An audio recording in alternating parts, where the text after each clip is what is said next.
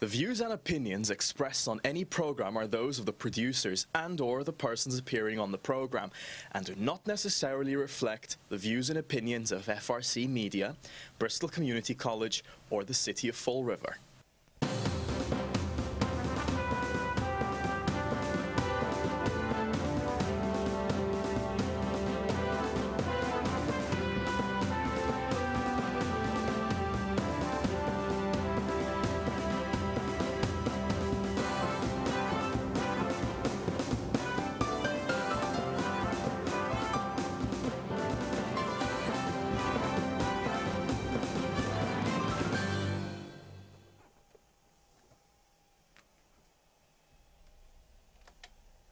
Sorry about that. The board locked up. Welcome to Spindle City Straight Talk. I'm Chip. And I'm CJ. And it's Monday, and boy, do we have a show for you today. Yeah, we're already running late. We're already running a little late, but CJ, I guess, was just on the radio, and we've got to talk about some serious things. And I hear one of our counselors on here saying we don't want to deal with this because it's collective bargaining and part of the collective bargaining process. But it's not only that; it is part of the collective bargaining process, or lack thereof, because it isn't actually. A complaint to the JLMC is only generated when there's no longer collective bargaining, that you've reached an impasse. That's one of the requirements to get to the JLMC. You have to prove there's an impasse in bargaining. So, Councilor Camara, I'm going to have to give you a little education on this. Education. Obviously, and I don't expect you to know that because you weren't involved in collective bargaining, but it's not collective bargaining anymore. When you're at the JLMC, it means that collective bargaining has failed, and you are at an impasse, and you need a arbitrator to settle the issues. So there are a lot of issues about this, but this is about lying to the people. But before we do, CJ, I'm looking at Marc's article over here, and he's talking about the recall and shit. Let me make something perfectly clear. He's talking about a segment of the recallers who then chose to run for public office. The recall was precipitated, as I said on an earlier show, because of a 5-year record. And as spokesman for the recall, I made it very clear that you don't just have a recall every time somebody takes a vote you don't like. It's only when somebody has proven, as Flanagan did over 5 years, with the $8 million shortfall in the budget, it didn't prepare for anything that everybody knew was going to happen. And right from the outset, with saying the stormwater fee was illegal and then saying it was legal and continuing to collect it. So it's different. Marc, I have to tell you, there were a lot of different parties involved in a recall, and they all did their share to make it successful. But the reality is, the recall was successful not because of those people. I mean, we got it on the ballot. That was the result of the effort of everybody involved. The reason the recall was successful were the people who were not involved in the recall. The voting public took a mayor that had been elected by a 70-30 margin and unelected him by a 70-30 margin in a year.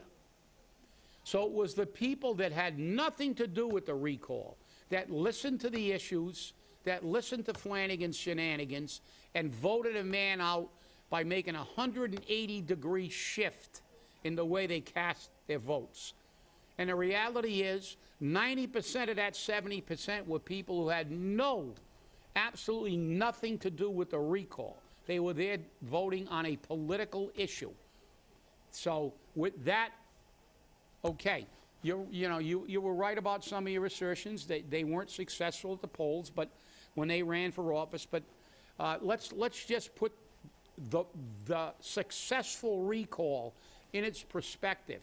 And both CJ and I both made a very clear comment.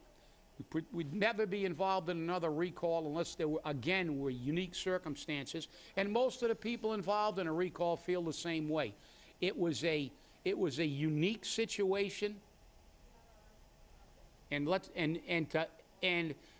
to brand everybody with that broad, paint everybody with that broad brush and make every recaller basically pigeonhole them. We were made up of many different people, many different ages, political philosophies, and it was about an individual.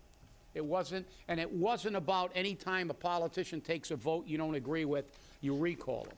So with that said, let's get back to the lies, and more lies of our city and our city administrator and our city finance team and what it means. This is not a labor issue. This is a taxpayer issue. Because as we said on a previous show, Cathy Ann Viveiros either lied to the people of Fall River and the city council, or she lied to the JLMC. And this is a copy. Commonwealth of Massachusetts Joint Labor Management Committee in the matter of interest arbitration between Fall River Police Association and the city of Fall River, JLMC-16-5556. In case you want to look it up. Award. Okay. I'm not going to talk about the award. I'm not going to talk about the fact that, you know, what I agree and disagree with on the cases, but let's talk about what was said and then what is said in front of the city council. And we're going to try to get that, CJ, for the next show of Cathy Ann saying it was a misprint, because when she was questioned by Councilor Cliff Ponte, she said that, oh, when he said, well, why did you say we were in difficult financial straits when, you know, and now we got $10 million. Oh, that was only for 2015. It said, but it says 2015 to 2018. Oh, that was a typo. No, it wasn't a typo, Cathy. You're lying again. Your nose is getting long as we speak. Because guess what this arbitration says in about, I don't know how many different locations. This arbitration is about a collective bargaining agreement. It runs from 2015 to 2018. July 1, 2015 to June 30, 2018. And it says right here in the arbitration that both the union and the city agree that that would be the length of the arbitration's award. It would cover that contract period, which, by the way, by law cannot be longer than 3 years. So it was for the maximum allowable under the law, under 150E, for a 3-year contract, right? And here it is. It's on page 5, findings and opinions, contract duration. The predecessor contract had a July 1, 2012 to June 30th, 2015 term. City seeks July 1, 15 through June 30th, 2018. So, Cathy, you people, you were seeking through 2018. So everything you discussed was about financial impact from 2015 through 2018. Union seeks July 1, 2015 through June 30th. This guy, both parties propose a 3-year agreement from July 1, 2015 through June 30th, 2018. So you lied. It wasn't a typo. You know damn well it wasn't a typo. You lied. You lied to the JLMC, or you lied to the city and its taxpayers about the financial condition of the city of Fall River so you wouldn't have to give out money. And CJ, you can read some of the highlight, but I want to read Moody's, because Moody's, this is very important to the taxpayers of the city of Fall River. And again, it casts the light on that chamber of horrors we call the city council in their lack of sufficient attention for the when Cathy said that, they should have read this. Page 12. Moody's commented, Moody's, by the way, is the bond rating service, as follows concerning the A3 rating. Quote, The A3 underlying rating reflects a limited financial position with very narrow reserves that is expected to remain stable but struggle to improve over the near term. The rating also incorporates the, ready for this one, the sizable tax base with below average income levels, an outsized poverty rate, and a high debt burden, and large pension liability caused by their lack of investment into the pension system. So here's Moody's, the bond rating company, telling you that this city is overburdened. We've got, and then it goes on to say, Cathy Ann, in her testimony, said, we have the lowest bond rating of any city in our universe. The lowest bond rating. You know what that means? For you people who don't understand what this means, you pay more interest. And all they want to do is bond. And we pay the highest interest of anybody in our universe.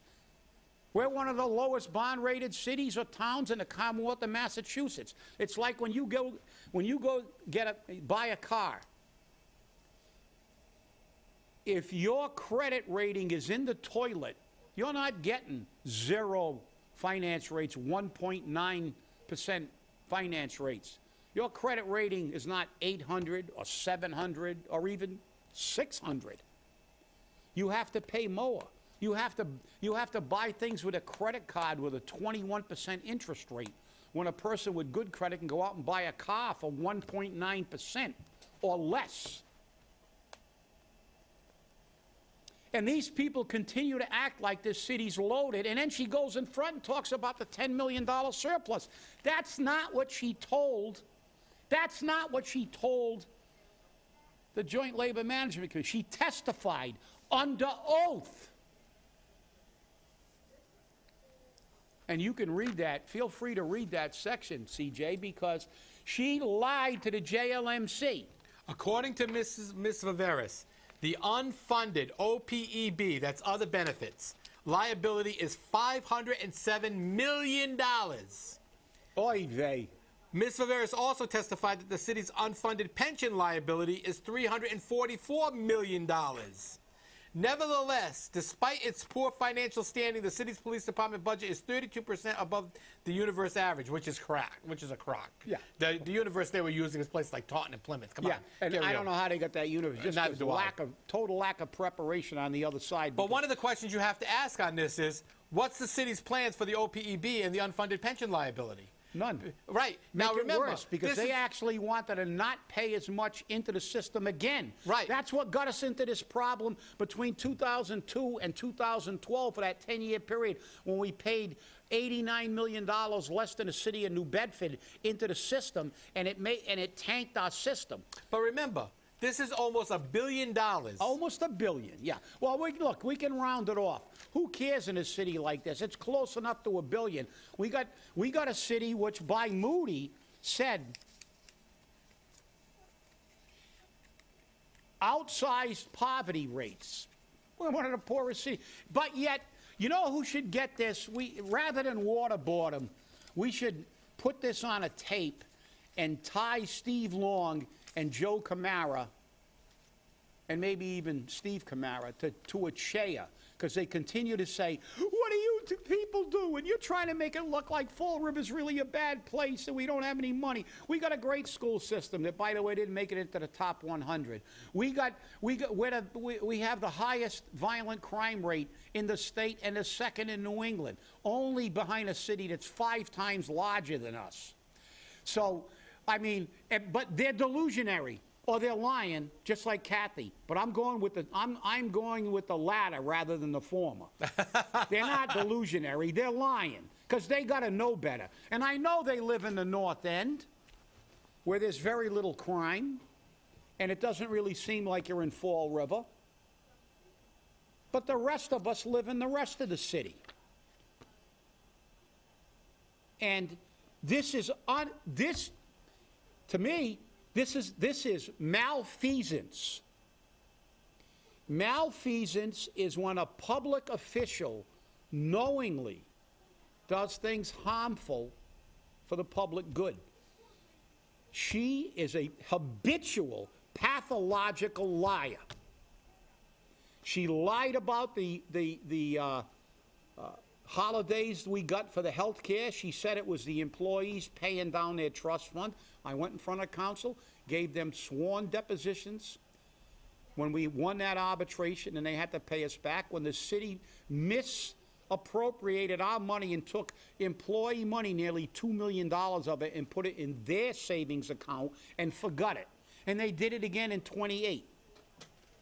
They did the same thing, and it was another holiday. But she lied. She said, oh, it's got nothing to do with the city. Just like she told the JLMC that we had no money. We're poor. We can't afford this. The police get too much. Their budget's 32%. But that figure is crap. Because what did they do? They figured in their police cars, all their equipment. And I don't know how they got that universe. I don't know how you could say they're similar communities when they had Plymouth and Taunton. What's Taunton? 1/3 the size of Fall River? Right. Yep. What's the crime? How many crimes do they have in relation? I don't know how the union side allowed this to happen. Well, I do know how. They just didn't have, you know. And it's not like I don't know. I had this arbitrator, Mr. Boulanger. Was the arbitrator for the second and last time I went to arbitration. And by the way, I won every single element of the arbitration. The city did not prevail in anything. But I had hundreds of pages of documentation with everything. Our universe was an adequate universe, but that's collective bargaining, so we're not going to get into this. Let's get to the fact that our city council is knowingly complicit in allowing our financial team to continue to misrepresent and flat out lie about the city's financial position, and that taxpayers, by continuing to elect these people, are allowing them to continue to dump our debt. We got the worst bond rating in the state.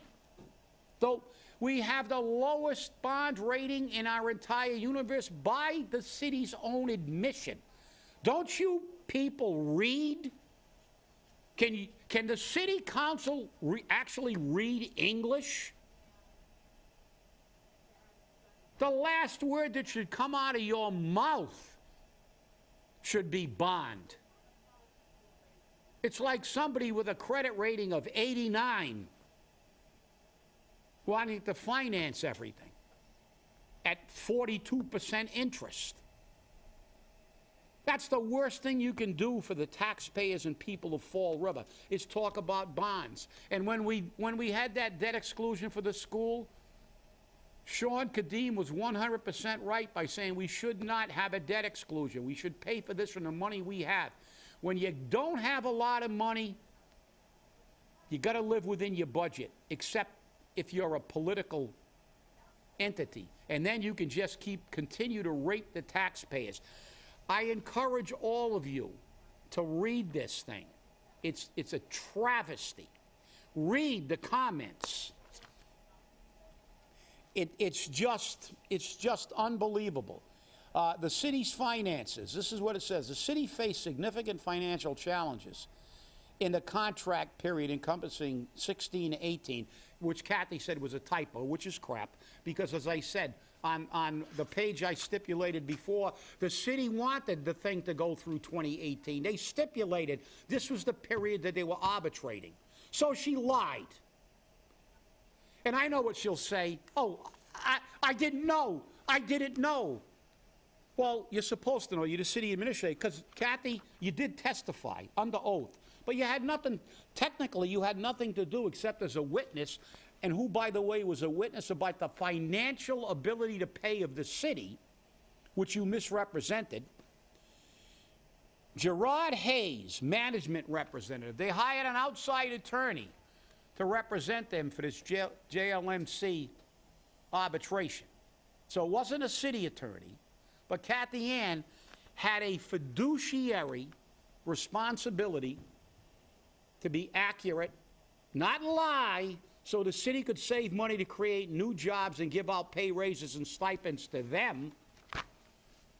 And as far as I'm concerned, she's guilty of malfeasance. the city council should be looking at her and then take out her track record. The health care holidays she lied about. How many times has she gone in and give erroneous figures and then redid them when she was questioned or said, I'll get back to you? She just got a gigantic pay raise. She's the second coming of Christ, according to the city. We put her in charge of everything. Let's put her in charge of, let's put her in charge of economic development. Let's put her in charge of tourism. Let's put her in charge of everything. But her fundamental duty is to administer this city and its finances. And this shows, because she did not say, and she's supposed to know, because that's what you do when you go to arbitration. You have to prove the city's ability to pay, and they have to disprove their ability to pay. So it was up to her, and if she couldn't do it, she could have got Mary Sahadi, a whole bunch of actuaries to project what they were going to get through 2018. You can't make a mistake like this and say you don't have two nickels to rub together, and then after you get through winning an arbitration on an inability to pay, tell all the people because you want to get your mayor elected you got $10 million in the reserve account. Because you lied. You flat out lied. It's malfeasance of a public official. It's in print, and it was under oath. It's right here. Read it. You can read her testimony. I'm not making this stuff up. They're the people that make things up as they go along. Well, interestingly enough, Chip, I mean, let's look at a couple of things. Now, how many times have you heard how much money we have in the stabilization account? Yep. How much have you heard? Oh, God, up to 10 million. Up to 8 million, 10 million, right? 10 million, 8 million. Here's the testimony. The mayor's fiscal year 18 budget reports to the city council indicated that the stabilization fund had grown to $4,010,548. Boy, that seems to be a big difference from $8 to $10 million, doesn't it? Of course. So what's the truth? What's told to the city council or what's told to the JLMC? Well, when you testify to the JLMC, you're supposed to give them the most accurate representation. This is the ride the onus was on the union side to disprove it. They should have done a more in-depth study. They should have had more documentation. Their universe was screwed up. You can't compare Taunton and Fall River. Number one, the impact, the poverty levels, all that stuff should have been part of it. And I don't know. But that's a collective bargaining aspect. But it doesn't change the fact that Cathy Ann said one thing to the JLMC and said another thing to the taxpayers and the city council. And the city council never, and I repeat, never has held her feet to the fire. After they know, and if she's been proven to lie. When I went in front of the council and gave them depositions and proved that she lied to them about the health care holidays, did she even get one person ask her a follow-up question after that presentation? She came on right after me about other things. She didn't say a peep.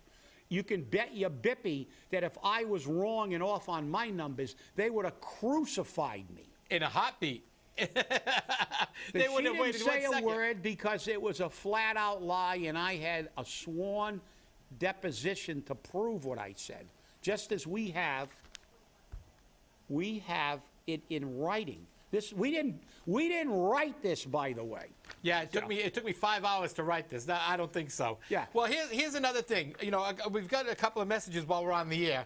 One is she must be lying because every time she talks, she mumbles. And then, of course, we got a question saying, isn't that perjury? Well, if she lied to this JLMC, yes, it is perjury. Yes, it is. So, you know, I mean, so, you know, they may say that people of Fall River are stupid, but guess what? The questions that come in definitely aren't stupid. Yeah, and where's the city council? And the thing is, it's not only perjury, it's also malfeasance because public officials, and especially people with her position, because she has a fiduciary responsibility to the taxpayers, not to the mayor in his re-election bid. But no, she has a fiduciary responsibility to the taxpayers of the city of Fall River, and when she does not adhere to that, that is malfeasance. But that's what they're concerned about. They're concerned about keeping their job. You know, so they'll be out selling tickets for the mayor. You know this. But here's another thing that I want to bring up. What is free cash, Chip? Free cash is overtaxation. Yeah, overtaxation. Okay. Significantly, the city's recent free cash figures were as follows. Fiscal year 15, $3,961,620. Fiscal year 16, $3,930,309. Fiscal year 17, $5,195,610. That's, I mean, $5 million in fiscal year 17, and she's telling us that we only have $4 million in our stabilization account? And I got it. I got the right briefcase today. What year was that again? Fiscal year 17, $5,195,610. Well, I mean, look. But here's the thing: she's saying that what's in the stabilization account is only $4 million. Yeah, well. But if she's got $5 million in free cash, where'd the other $1 million go? Well, I can tell you right now. Whose pocket is it in? Well, they reported to the Department of Revenue in fiscal year 15 that they had over $3 million just in healthcare savings because of the cost shift. Right, and that's the free cash. Again, this isn't my figure. These are figures that were printed in the, from the Department of Revenue by the State Retirees Association. And for a 3-year period up to 15, the city had realized $8,394,531 just in cost shift from plan design and healthcare.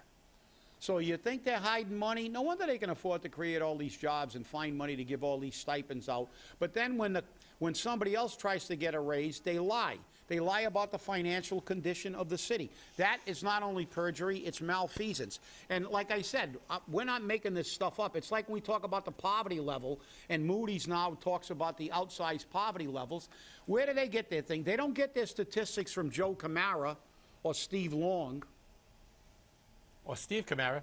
Or Steve Camara. Well, Steve Camara doesn't really cite the statistics. He just says this is a beautiful place and stop saying that it's a, it is what it is, because everybody else in the world actually looks at it. They go to things like the United States Census Bureau statistics where we get our stuff. But look, if it's our opinion, we'll tell you. When we cite a fact, we'll tell you where it's from. I'll show you this book. If you want to see it and you run into me somewhere, ask me. I will show you this. As a matter of fact, I gave you the JLMC case number. And I'll give it to you again. Get it. Look it up. Read it. JLMC-16-5556. That is the JLMC case number. And I believe, and I may be wrong, but I believe that the Herald News has this JLMC report online. They probably do. They may have it online. So you might want to check the Herald News. You're going to have to go back to when this was issued, but... Yeah. And I'll give you a little tip. A lot of this stuff, the first few pages is really a lot that has to do with collective bargaining. And that's what happens. The city councils open this up and they talk about what the city's position to justify their position. It's all, but don't get to that. Get to when it starts talking about city's ability to pay. When you get to these things like on page 12 and 13, and you see Cathy Ann Viveiros' testimony, and it says, City Administrator Cathy Ann Viveiros testified to the following. Read those things. And then take what she said and look at the numbers, as CJ said, and compare them to what we see now, when now the JLMC is behind them, and they're looking to get him reelected. So, we got money coming out of our ears. Look what a great job he's doing. And we'll have the minion call this afternoon saying, stop picking on him, Mayor. He's doing such a great job. Well, according to Cathy Ann in front of the JLMC, you're not doing such a great job. We don't have a heck of a lot of money. So, if this doesn't get you angry, people, I don't know what will. I'm telling you, just reading some of the numbers got me Makes me great. And especially reading the collective bargaining part, because that's, especially with this guy, because I had this guy, and I will tell you, he's one of the fairest and best arbitrators around. He's been around for 30 years, and I'll tell you what, you got to prove your case to him. He just doesn't give anybody anything, and if you don't prove your case, you're not going to get it, even though you should have. And it's unfortunate. Well, everyone, stay angry and confront your city councilors today. That's Have right. a great day, people.